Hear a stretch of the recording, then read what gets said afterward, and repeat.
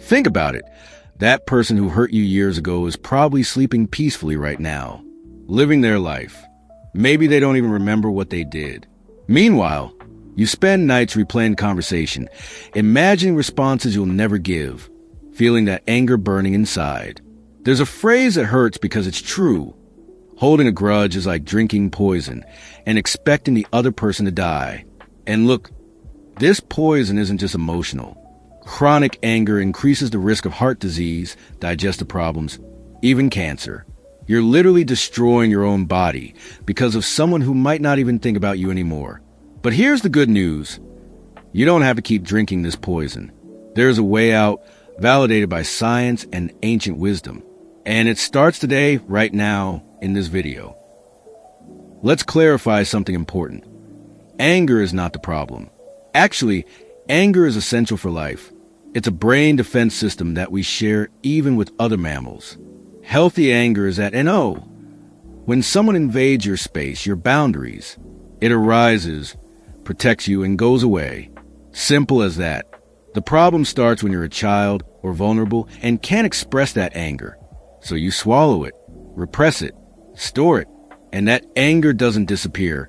It stays there inside like a dormant volcano, bubbling. Years later, someone cuts you off in traffic, and you explode with disproportionate fury. It's not about the traffic. It's about all the times you had to swallow, stay quiet, endure. The last straw isn't heavy. The problem is the cup that was already full.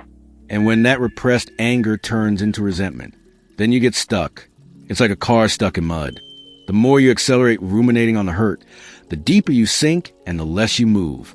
You get trapped in a mental loop, replaying injustice, planning revenges you'll never execute. And you know what's worst?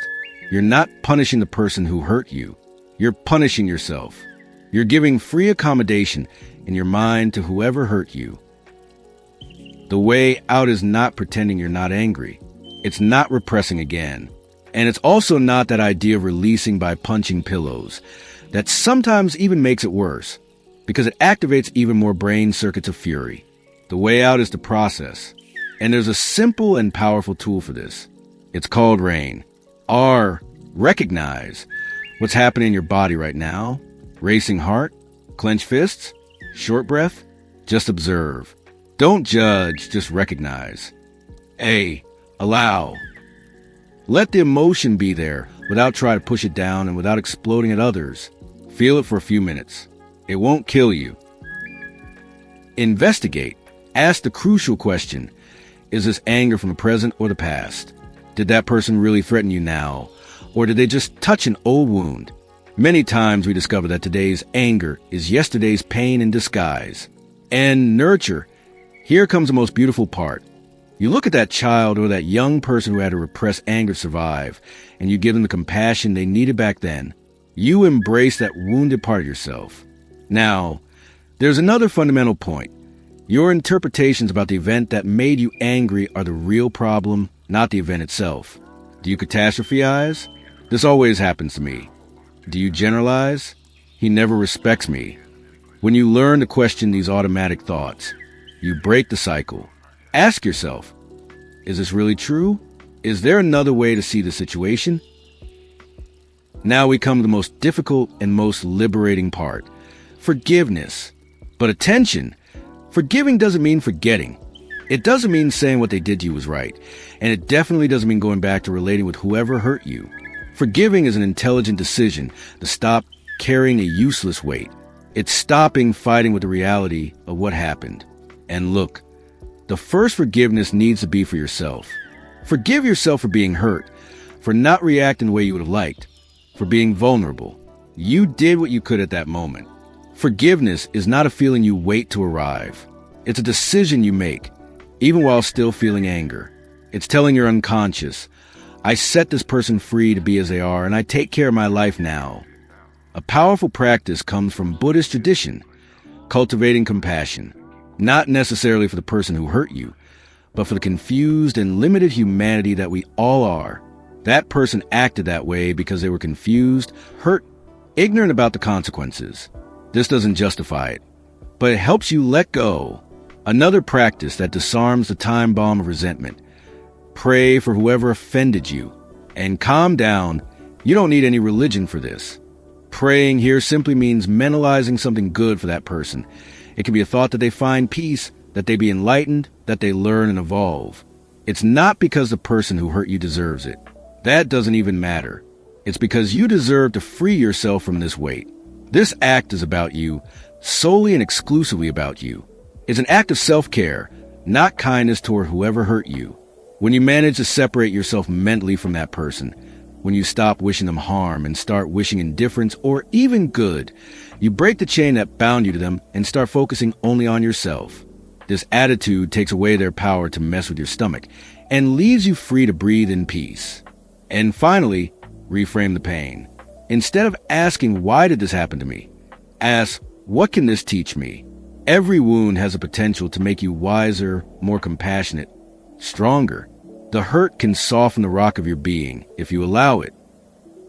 There's a liberating phrase: what has no solution is already solved. Accepting is not giving up.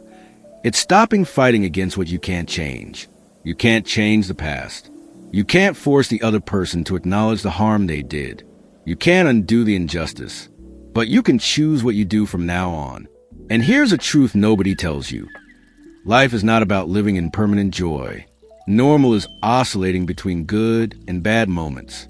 Sadness, when lived without complaints and resentments, is even therapeutic. It renews you inside. One of the most powerful ways to heal emotional wounds is to redirect your energy to build good things. It can be a hobby you always wanted to start: painting, playing an instrument, cooking, gardening. It can be investing quality time with those who really matter, those people who embrace you, who make you laugh, who are on your side. Treat well those who treat you well.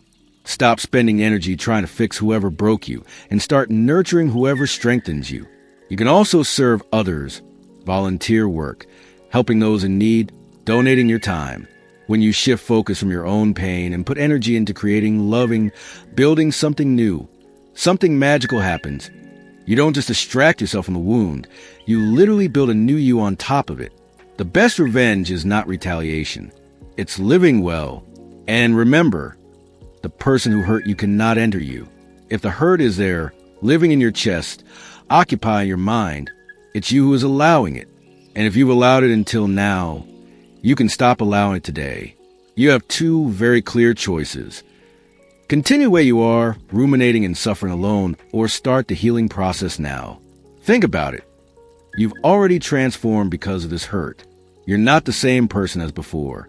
If you've already changed, even for the worse, this proves you are not immutable. The turnaround is not only possible, you've already demonstrated you have this capacity. Now you just need to choose a direction. Healing deep emotional wounds doesn't happen overnight. It's not magic. It's a journey of small daily choices. Choosing to process instead of repress. Choosing to question instead of ruminate. Choosing to forgive instead of revenge. Choosing to build instead of destroy. Freedom is on the other side of these choices. And it was always yours.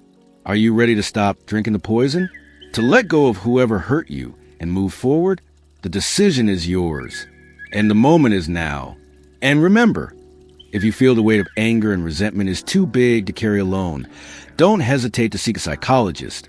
This might be the best decision you make for yourself. Processing deep traumas often needs a qualified guide by your side. If this content was useful to you, follow me to receive more insights about mental health and personal development. And if you know someone who is trapped in old hurts, who keeps ruminating on past injustices, share this video. It might be exactly what that person needs to hear today. Tell me in the comments, what was the hardest hurt you ever had to let go? And what other themes about emotional healing would you like me to address here? Your suggestion might become the next content.